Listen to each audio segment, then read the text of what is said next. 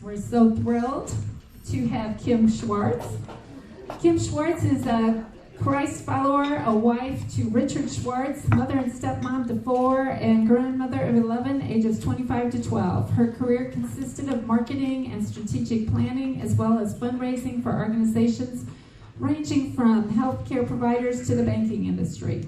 Along with this career, Kim served in and on various positions in local boards and memberships, from the board of directors of the Cape Girardeau Area Chamber of Commerce to an officer in Cape West Rotary and Paul Harris Fellow, Zanata and PEO, serving as president of Chapter BI.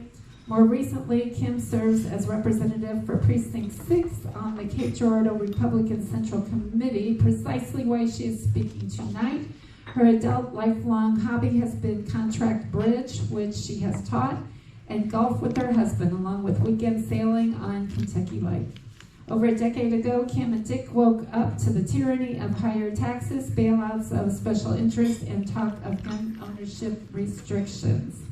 That reality led to a long road of truth-seeking and education and general activism for our God-given rights. Kim calls herself a patriot and a defender of our liberties. Kim and Dick are grateful for the wonderful programs and resources offered through what is now Guardians of Liberty. Kim believes, thank you for the plug, Kim. Kim believes that it will be truth that opens the eyes of the blind. His truth with a capital T unto salvation and truth, small t, which is education and information, into the machine that 1, cripples our free and fair market economy, 2, shackles our liberty, 3, is a stumbling block to our truest independence, and 4, denies transparency and accountability. Dick and Kim remain hopeful in the Lord, humbly looking to him for the resurrection of the ideals he inspired of free people. So if the Son sets you free, you will be free indeed. John 8:36. Everybody give Miss Kim a warm welcome. Darcy, can you put your microphone up in the stand there, please?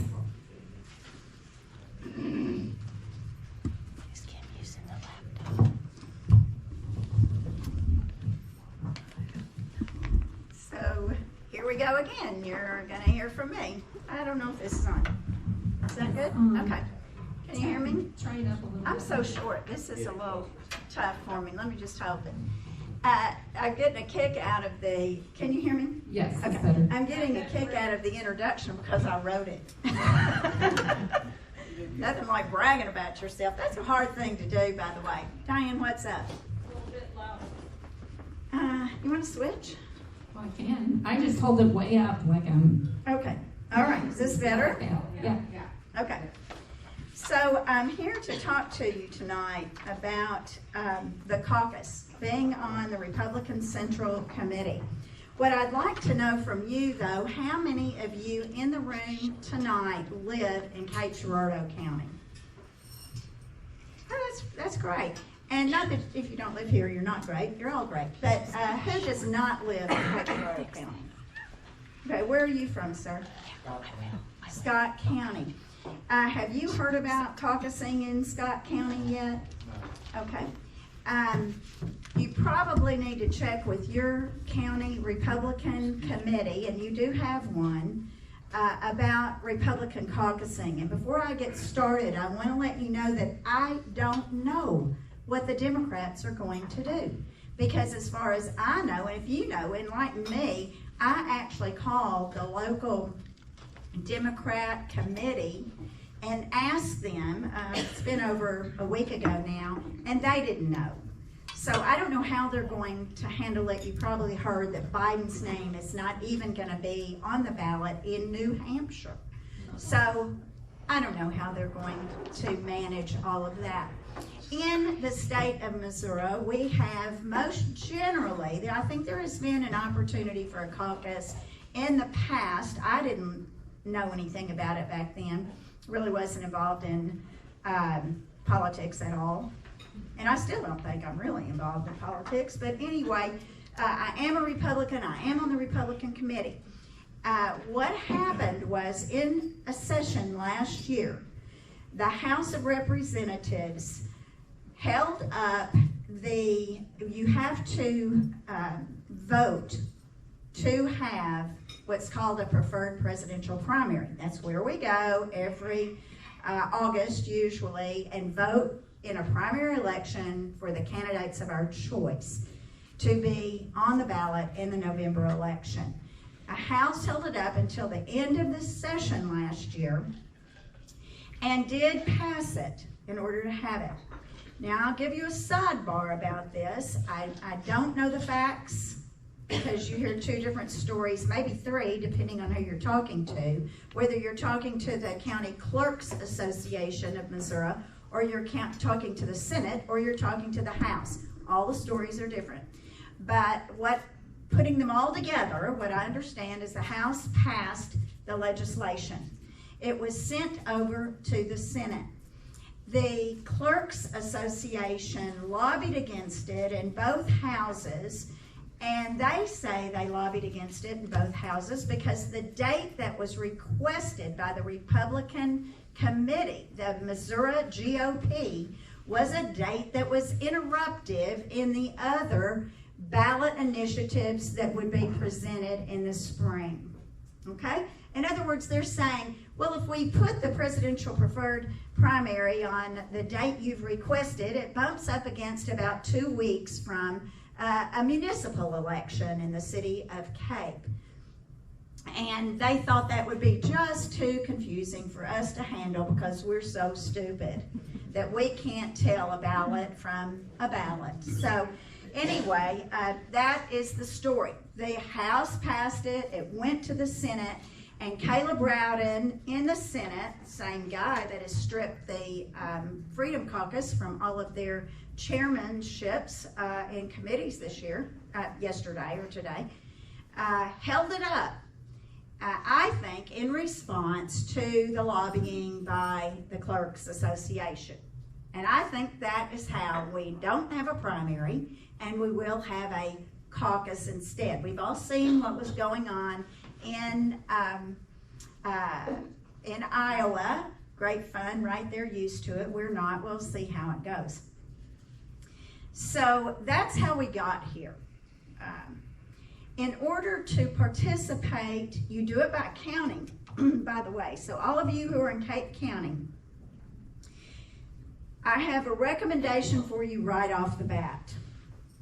Right off the bat, I say number one, contact your clerk's office. Now, those of you who don't like the two-party system, I apologize.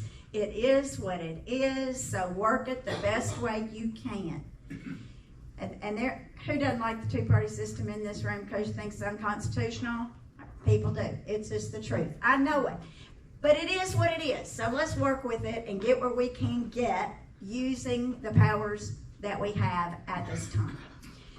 Go to your clerk's office, as much as it makes the hair rise up on the back of your neck, and declare your party. Now, in order to participate, you do not have to do that to participate in the caucus.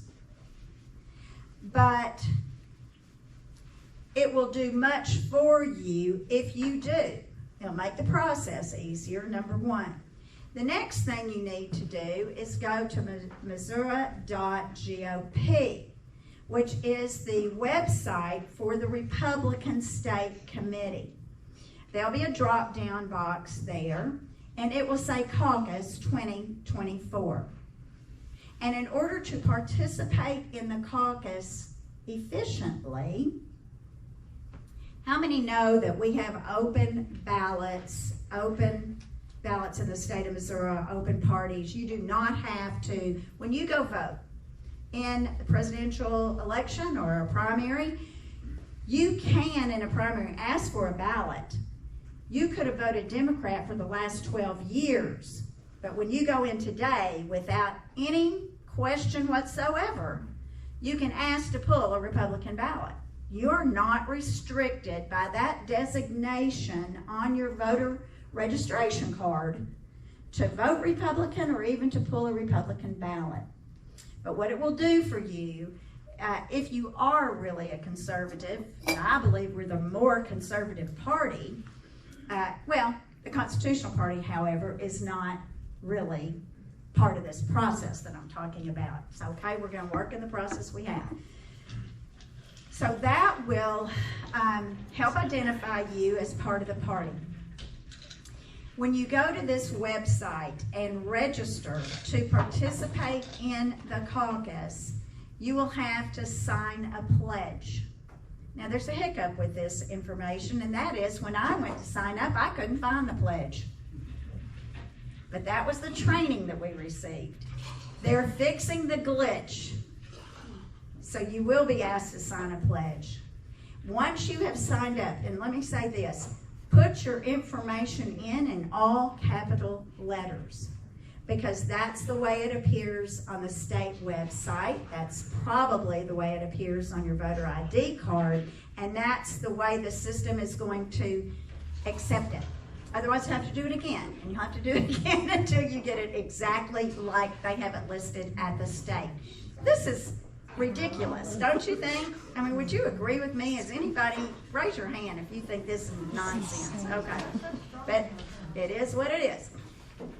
So you want to put your name in exactly as you're listed in your voter registration. All the information being the same. You will get an email back saying you are registered for the caucus. The caucus, by the way, is on March 2nd here in Cape County, and it'll be held at the Arena building.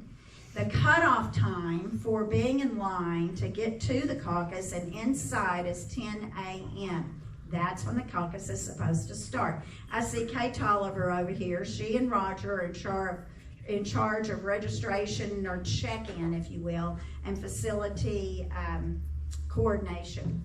And thank you for doing that. Y'all have done a great job.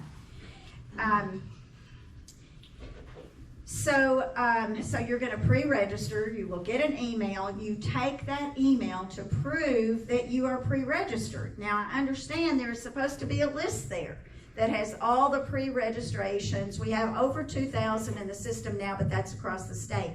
That's not very many.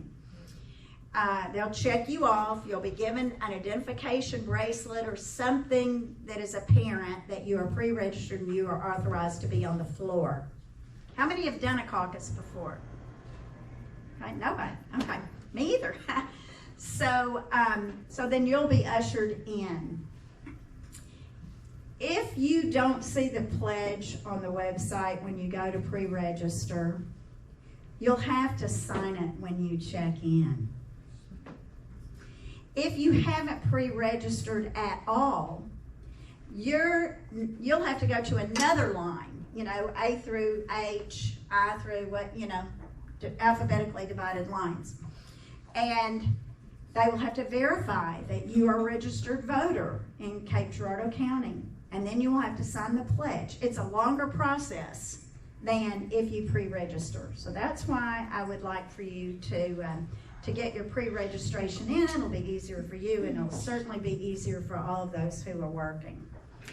I had a question this week, and they said if Haley drops out and we only have one Republican candidate going on the ballot, will we still caucus? And that's a great question. And yes, we will. Because what also happens at the caucus, we have in Cape Girardeau County 15 delegates who will go on from Cape Girardeau County, and I don't know how many delegates Scott County will have, but our 15 delegates will go on to the 8th Congressional District Caucus, which will be held in Poplar Bluff, and then they will identify, vote for, select their Congressional Caucus delegates to go on to the State Caucus, which is in Springfield. And from there, they will select their National Caucus delegates. They will go to Milwaukee. This is a big process. So, if you are truly a conservative and you're interested in being a delegate, see me after tonight. Some on the Central Committee are creating a slate of trusted, real conservative delegates. okay? What will happen is in the caucus, if we had more than one candidate, which I don't think we're really going to have, and say there were 100 people there, just for easy numbers, if Trump had 50 plus 1, that is 50% plus 1 more, all delegates go to him. And they're bound to vote for him at the congressional level one time. I think it's going to be a no-brainer, it appears to me, but that doesn't mean that you shouldn't come. Because the other thing that will happen at the caucus is that any changes or suggestions to the Republican Party platform will be decided, or at least the recommendation thereof will happen at the caucus. If you have not seen the Republican platform, you can see it online at that same address that I just gave you. Also at write this one down. This is one of my favorite websites. REPACCMO. Now I'll tell you what that is. That's a group of really true conservative Republicans who have said, we're tired of the nonsense of the establishment and the rhinos, and we're going to tell you the truth, and here is where it's posted. So get familiar with that website. It is really, resources abound, but they also have the platform posted on their website. Would you repeat that one more time? Okay, it's REPACCMO,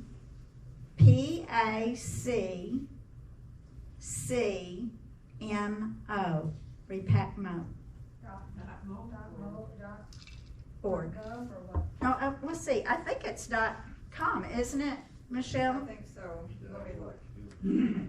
What does all that stand for? It's the, let me see, I don't know. I don't know. It's the Republican Association of Central Committees of Missouri, and it is .com. .com, okay, great, And thank they you. did endorse me, so I got 100%. Yes. I got 100% conservative rating by them, so out of the race, I'm the only one with their endorsement, so. That's a little sidebar for you, actually, thanks for bringing that up. So because of the shenanigans that Rita described about what happened today, about really good, strong, conservative, constitutional senators and representatives being really discriminated against in that both houses, actually, a group formed called the Freedom Caucus. There was a Freedom Caucus 2 years ago, and they caused a ruckus by pushing up against the establishment and saying that's not constitutional. You were really supposed to read a bill 3 times before you vote on it. Never happens. You're really not supposed to pass anything that doesn't pertain to the title of the bill. They do it anyway. And so these people said, I want to follow the Constitution. I want to represent the people in my district the best way I know how. And they formed a conservative caucus. And they fought against all of this. And when Rita said, we've seen Democrats on the steps celebrating, I honestly have a picture. They're drinking wine together. The Democrats are celebrating what a great session they had at the end of session last year, how much they accomplished. And we control the House, the Senate, and the governor's office. So in good faith, last year, they dissolved the conservative caucus and said, we're going to try to work with you. We're going to try to get along, and let's work together. And the other side said, yeah, let's do. And then they didn't. They did not ever give a concession. Sounds like a Democrat, doesn't it? And so I really shouldn't be saying all that on video, I guess. Well, anyway. So they formed it again. They reformed under the Freedom Caucus this year. And Jacob has already been recognized by the Freedom Caucus should he win his election. Let's see, I haven't actually endorsed a candidate, so I guess they won't kick me off the committee just yet. Okay, so further on to the caucus. I mentioned that the delegates who will be going to the next level, the 8th Congressional Caucus, they would be bound, if there were 2 candidates in the race, to vote for who they were sent by. So say it was Trump, they would have to vote Trump one time. They're free after one time to vote for others. But as I said, I don't think that's the rules. Here are the rules of the caucus running, and it's complicated, but there is a reason for it. So let's say that you were elected as a delegate,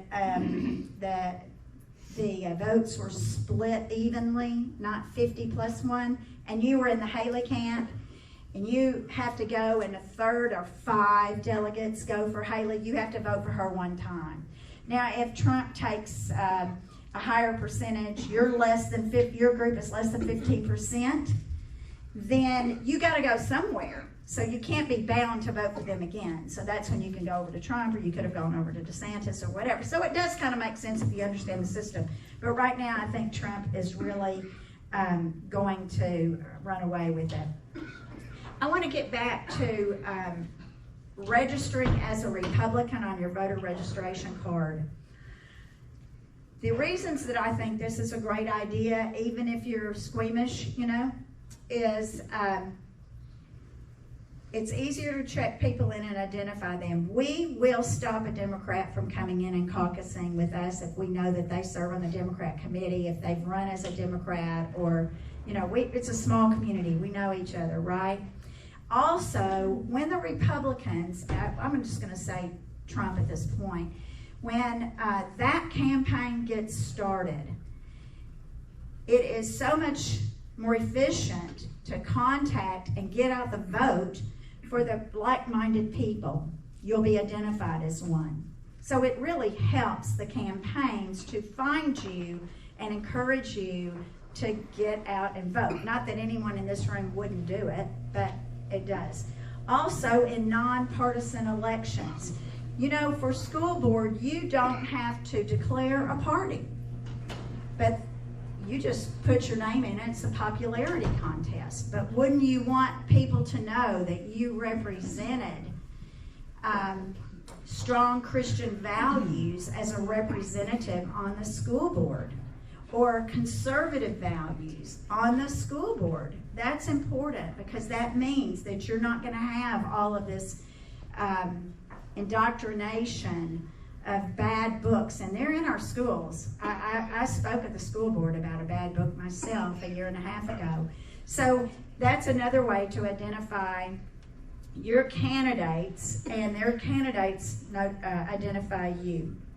It also helps in the state statistics about the Conservative Party and how many people are in it and where they're located.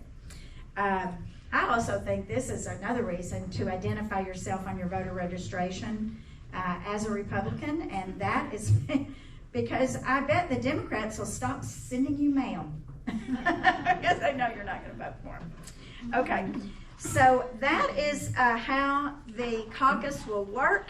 When you go in, they will say, there'll be signs probably on the wall for the candidates. Listen, the candidate had to sign up with the Missouri Republican Party, the presidential candidates did, with the Missouri Republican Party, and pay a $50,000 fee to register to run for president in our state. And every candidate did that at one time. I don't think they get their money back when they drop out of the race, by the way. I think it'll end up going into the coffers of the candidate that ends up winning the caucus overall from the state. But I'm not exactly sure about that, but I don't think they get their money back. I didn't ask.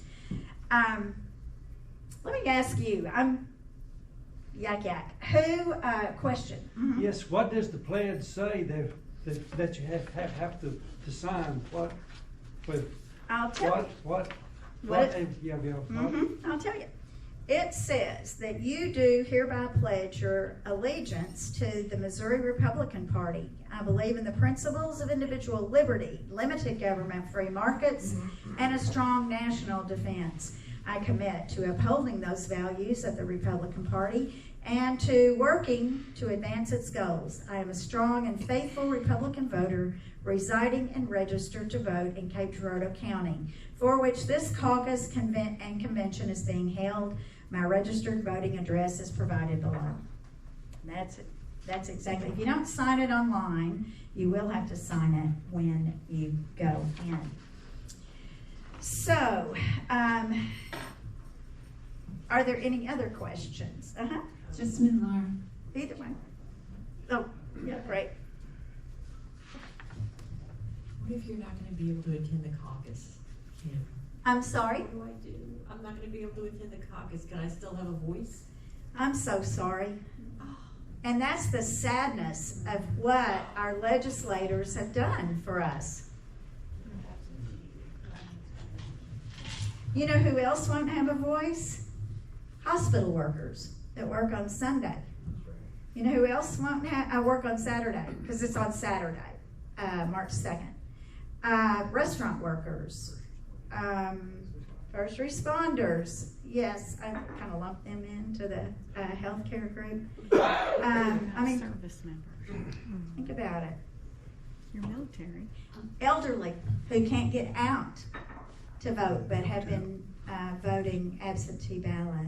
So it is disenfranchising in my opinion, but it is what we have. So Tell us again where the changes to the Republican platform, where will that be done? and that will be done at the caucus. When you get into the caucus, You mean the local caucus? yes, well, the suggestions will be made. Suggestions made then. Yes, but that process goes on just like the delegates do. From here, we send our recommendations to the 8th Congressional, from the 8th Congressional to the state, and from the state to the federal. So if you have some, really, we have a great platform. I went to Jefferson City, so last Wednesday, a week ago tomorrow, and gave testimony for Senator Jill Carter's bill number 814, which is intended to limit the size and scope of DESE and to give more control back to the local boards, which we elect and can hold accountable. And so I had the privilege of giving testimony in Jefferson City. And as I was planning what I would say, I used the Republican platform to measure what they're not measuring, what they're not abiding by. And that's their own platform that they agree to abide by. Yes, Donna? Did you say where it was at, what time it starts, what time it ends? There is no end Tell us to it. about the process. Can you, I mean, this is I can. moving forward, so if you can just detail some things. Why do I want to go? Because you have nothing else to do that Saturday. Saturday, March the 2nd, I would get there at about 9 o'clock, I would say. When you say, Kay, get checked in. You've already pre-registered, right? And I'm going to, at the Brazzi Arena building in Cape Girardeau. And a meeting will be called to order by the local Cape Girardeau Republican Committee chairman. He acts as temporary chairman at the beginning of the meeting, as does that secretary. We'll vote on who we want the permanent chairman of the caucus to be. It'll probably be him, I would guess, as well as the secretary. They'll get a head count of all registered and approved participants in the process. So we have a number. We have to have a number. 100 of you for easy math. And then you will see where you go with like-minded people to caucus for the candidate of your choice. If Haley drops out, there will only be Trump. That's it. But after we do the business of the nomination of Trump, I'm assuming that's the way it's going to be. Who knows? You never know. Then we'll get to the other business, which is a slate of participants or delegates that will go to the 8th Congressional Caucus. And there will be 30 of those, 15 delegates and 15 alternates. So there are 30 people that we need to send to Poplar Bluff. So if you can do that and you're interested in going to the next step as a delegate, let me know and I'll make sure that that they find out. I'm looking for the exact date. And It's April 6th. April 6th. April 6th in Poplar Bluff. Yes, that's right. And then the state convention in Springfield is May the 4th. So, Dave? You don't have to be at the caucus also to be a delegate. That's true. You don't have to be at the caucus to be a delegate, so if you want to be a delegate but can't be there, you can still. Let someone know. Okay. And then after you have finished the delegates slate selection and vote, then they will call for any recommendations to change the platform, and you have to do that in writing. So if you have an idea that you've read the platform and you think it should change, put it in writing and it will be reviewed at the caucus. And if passed at the local caucus, it will go on to the 8th Congressional District to be considered then too. I was just going to mention, for those of you that might be interested, from what I understand and remember, it's probably about a half a day, approximately, on March 2nd that you would be tied up. All day in Poplar Bluff, but you could still drive back home, I guess. And then in Springfield, it would be 2 days. 2 days, yes. Well, it will probably be an hour if we only have one candidate. True. And everything will be condensed exponentially depending on that. Okay. So those of you who have been in the training, did I leave anything else? Thank you, Laura, for bringing that up. It's great. Let's just say I'm a delegate, I go to the caucus. Can I wear my Trump hat, my Trump shirt, and my life-size poster? Yes, you can dance with it if you want to. I will mention to you in the Reno building, it's kind of an unusual setup because they have that balcony area up there. And so that will be open to observers, press or Democrats, anyone who wants to come and can come and observe the day. It's kind of historical in a way. Mm-hmm.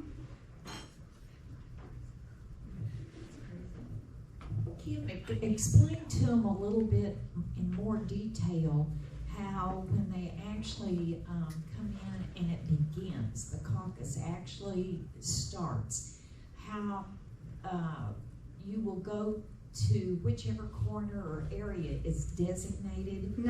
No, when you first come in, you're in a General Assembly.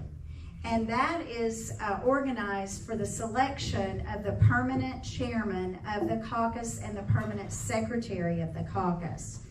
And then he will ask to hear from a credentials committee. They're the people who report on how many people are actually qualified to participate, and that's the number you work off of when you're figuring your percentages. But again, if we only have one candidate, it's kind of a moot point.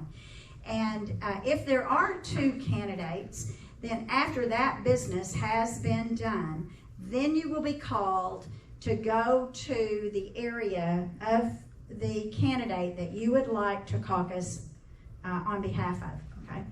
And I think it's going to be pretty easy. And that's what's going to condense the time, not so much, yeah. And that's the rumor. Jacob, can you think of anything that you've heard otherwise? This morning, thank you. This morning, my team, we spoke with the Trump team. They feel confident that Nikki falls in the next 2 weeks. So, they feel confident, they feel strong, and so they're excited to come and visit Missouri. They know they can count on us that we're looking out for the country, and so, but they are confident that she falls in the next 2 weeks. Yeah, Hopefully tonight. I believe it's the home rush limbaugh. You can't pass it. Hopefully tonight, because it's New I- Hampshire. I'm very concerned about what you They're said race about tonight. anyone who wants to run for president has to pay $50,000 per state. That's exactly right. And where does that money go? Yeah. It goes to the state Republican committee. It doesn't go to CNN and MSNBC so they can criticize us and all that? Well, what the Well, they do that Republican anyway Central for free. Committee does with that, I can't dictate, but I'm sure that they use it to support the candidates in Missouri on the Republican ticket as opposed to the Democrats. So all 50 states, they Right. have to pay $50,000? No, that's what you pay in Missouri. It could be more in a state more populous, I don't know, with more delegates at stake. I'm not sure about that, but that's what Missouri charges. I had no idea. Mhm.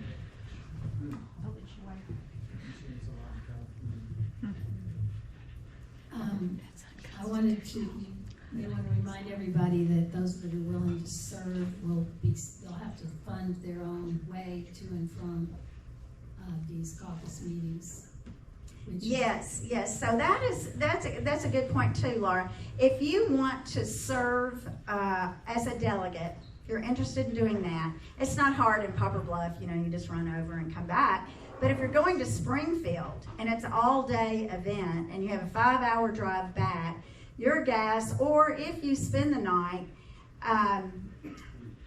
there's some expense in that. It's actually, I think, a 2-day event in Springfield. But, and then if you want to go to Wisconsin, that's a whole week, and it's on your dime. So it limits people maybe who work and can't get off work or who can't afford to do that. Good point. Yeah. Any other questions? How about the rest of the people that don't come here? How are they hearing about this? The rest of the people in Cape County? Yeah, or just all over the state. Well, Sharon wants to know how people that are not here tonight find out about the caucus. And I believe that Matt Henson is going around and talking to clubs and organizations like this. That's one way. They may be doing some billboards. I don't know.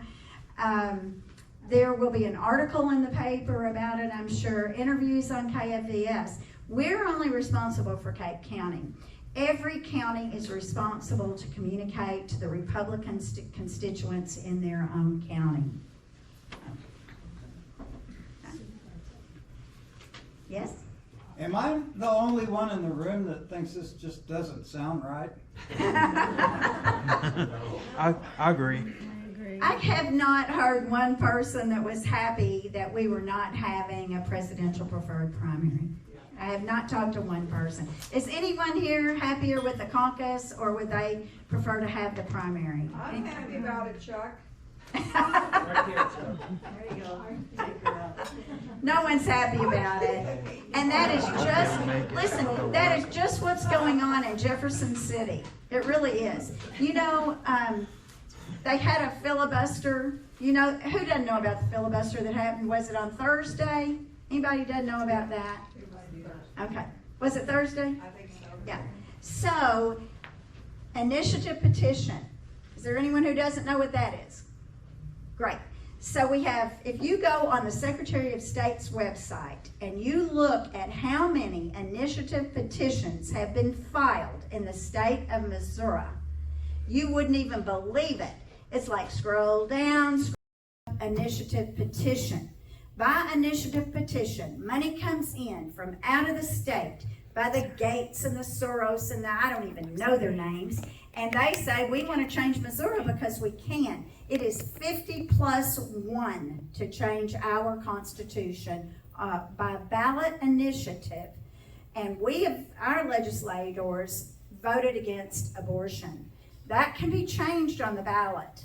And the people who want to kill babies can get that on the ballot, and then it will become a part of our Constitution if St. Louis and Kansas City decide that it will.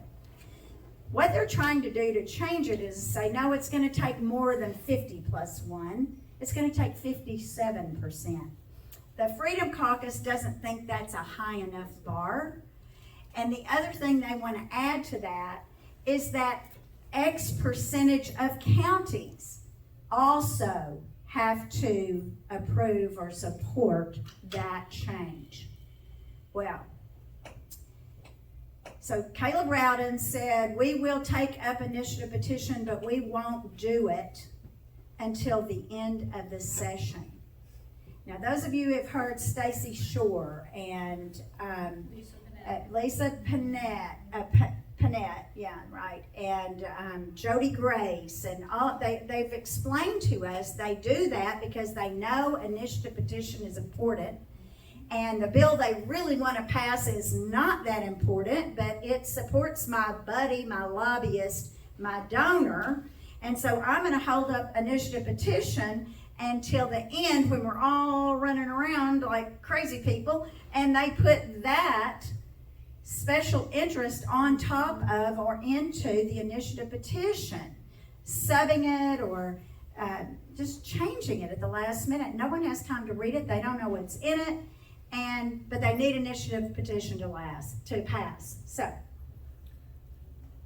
I just wanted to say that they voted on that last week.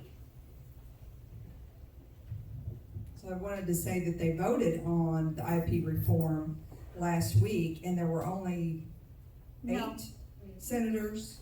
No, they did not vote on IP because it hadn't even been to a committee yet. Okay, well, they voted to give them 2 more, they proposed to give 48 hours. If you changed a bill, you give me 48 hours to read it. Yes, that's what it was. That's what it was. And then he said, how about 24? Holly Rader voted against that. That's exactly right. She sure did. That's running for lieutenant governor. Do you understand what she just said? No.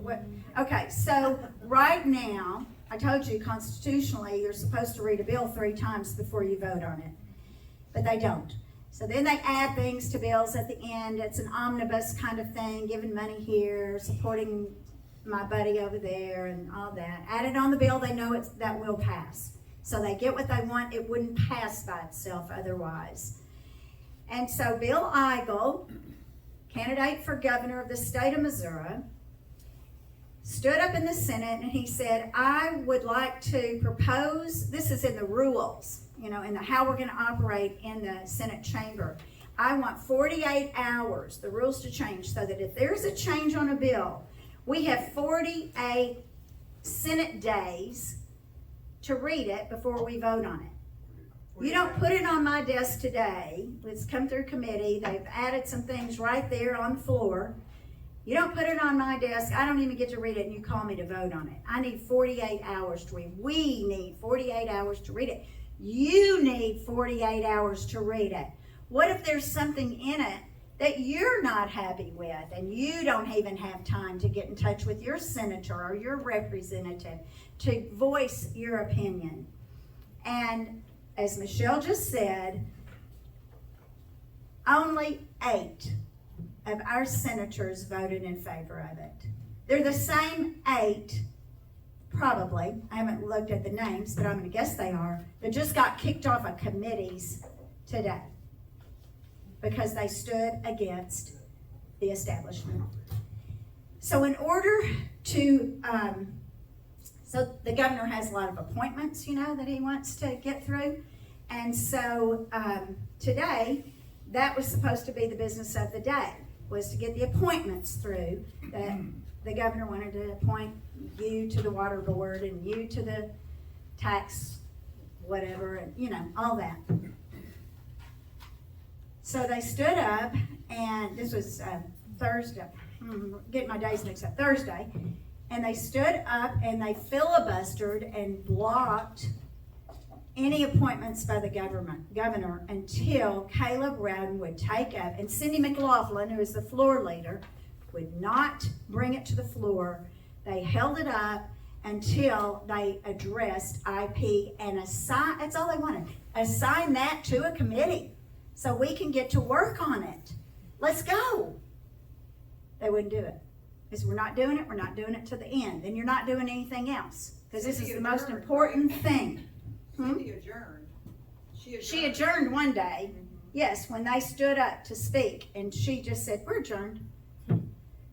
It's crazy in Jefferson City.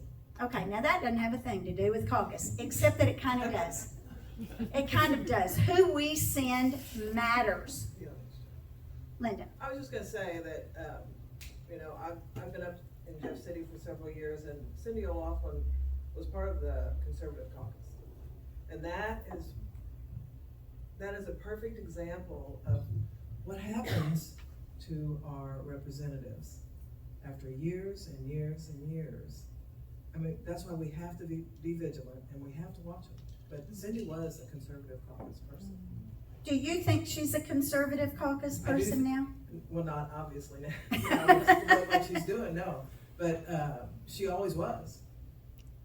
They get drunk on power. She now has a consultant in her office all the time from Axiom Political Consultants. They measure everything she does or says.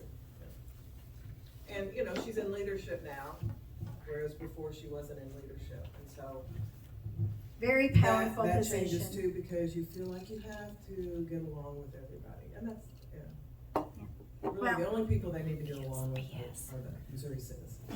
I agree with you 100%. I don't know if y'all heard what Linda said, but she said the only people they really need to get along with are their citizens that they represent. Citizens get lost in the shuffle a lot of times. That's right. Bill says citizens get lost in the shuffle, and we do. I'm sorry I got off on a rant there about what's going on in Jefferson City. It's pretty dark up there.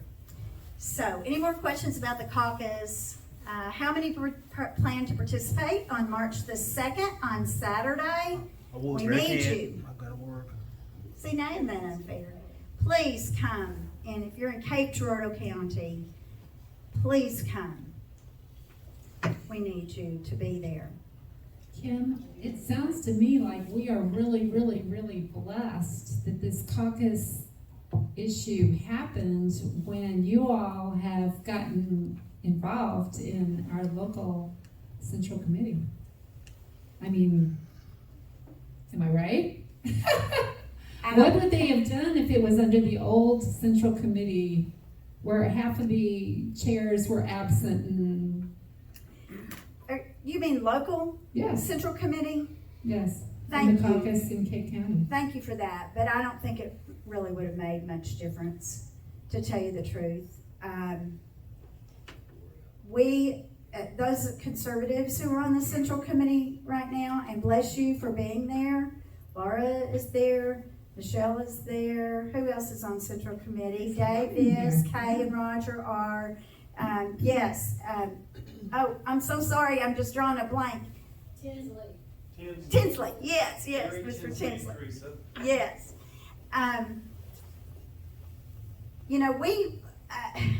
We put a kink in their chain, but they still yank it. So, as far as the caucus is concerned, we can't do anything to really help it or hurt it. All we can do is serve. And so we'll be there volunteering. But as far as caucus is concerned, nothing we do or say will have any effect whatsoever at all. What's the significance of the attendance of the caucus? You said as many people as we can get there. What's the significance? Because you'll be deciding and to help decide who represents us at the next level and the next level. And also have some input if someone wants to change the platform Well, let's just say that they want to change our Republican platform and make it more lenient toward ideologies that we are not in agreement with. And we have a strong platform right now. But if that should happen and there are more of them that show up than us, that gets sent on to the next level. I think every conservative needs to show up. So it's a vote by hand when they want to change something. Once they would read a change in the platform, we would all, not just the Trump side, if there happened to be two candidates that made it that far, we would all vote on the platform. Yeah. Did I get that for you? Kind of. Please, kind of. Okay. Any more questions? Yes. I just want to know, do you want those folks that are interested in participating to come sign up, get phone numbers and all that? That'd be awesome. Can't hear you back here. Oh, If you're interested in being a delegate to the 8th Congressional District in Caucus, which will begin Poplar Bluff on on April is it 4th or 6th? well, first the arena building, April 6th. Well, that's March the 2nd, but the delegates go on to Poplar Bluff. April 6th. April 6th, yes. If you are interested in that, see me. Okay? Anything else? Did I go over time? Well, no, you've got time. Because I have some stories I could tell, maybe about 1,000 of them. I'm just kind of overwhelmed by the whole process. Thank you all so Anybody much have for any indulging me.